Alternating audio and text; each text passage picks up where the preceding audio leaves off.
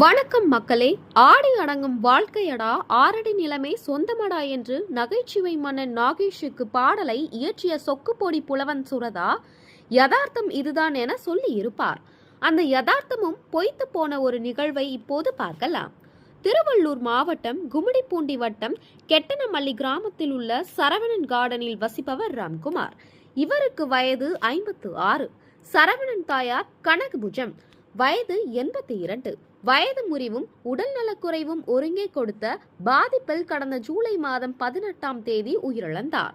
கனகபுஜன் இறுதிச் சடங்கு முடிந்ததும் அவரது உடலை அதே கிராமத்தில் உள்ள இடுகாட்டில் புதைப்பதற்காக கொண்டு சென்ற போது அவர் வேறு பகுதியைச் சேர்ந்தவர் என்பதால் உடலை அடக்கம் செய்ய கிராம மக்கள் எதிர்ப்பு தெரிவித்துள்ளனர். வேறு வழியின்றி உறவினர்கள் சரவணன் கார்டனில் உள்ள பூங்காவில் கனகபுஜம் உடலை அடக்கம் செய்துள்ளனர். இந்நிலையில் சரவணன் கார்டன் குடியிருப்போர் நலசங்கத்தின் நிர்வாகி வெற்றிவேல் இதற்கு எதிர்ப்பு தெரிவித்த போது நல வாழ்க்கை தொடர்ந்துள்ளார். இந்நிலையில் சரவணன் கார்டன் குடியிருப்போர் நலசங்கத்தின் நிர்வாகி வெற்றிவேல் இதற்கு எதிர்ப்பு தெரிவித்து பொதுநல வழக்கை தொடர்ந்துள்ளார்.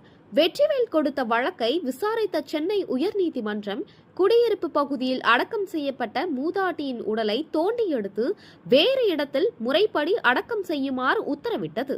அதன்படி கவரப்பேட்டை காவல்துறையினர் கும்மிடிப்பூண்டி வட்டாட்சியர் சரவணகுமாரி முன்னிலையில் 90 நாட்களுக்கு பிறகு மூதாட்டி கனகபுஜம் உடலை தோண்டி எடுத்து அவரது சொந்த ஊரான கோரிமேடு கிராமத்தில் உள்ள இடுகாட்டுக்கு கொண்டு சென்றனர். உறவினர்கள் மேற்பார்வையில் கனகபுஜம் உடல் கோரிமேடு கிராமத்தில் புதிதாக மீண்டும் அடக்கம் செய்யப்பட்டிருக்கிறது. 6 அடி நீளமும்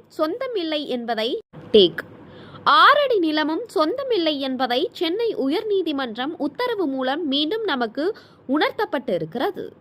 நன்றி மக்களே. இன்னொரு செய்தி தொகுப்பில் சந்திப்போம்.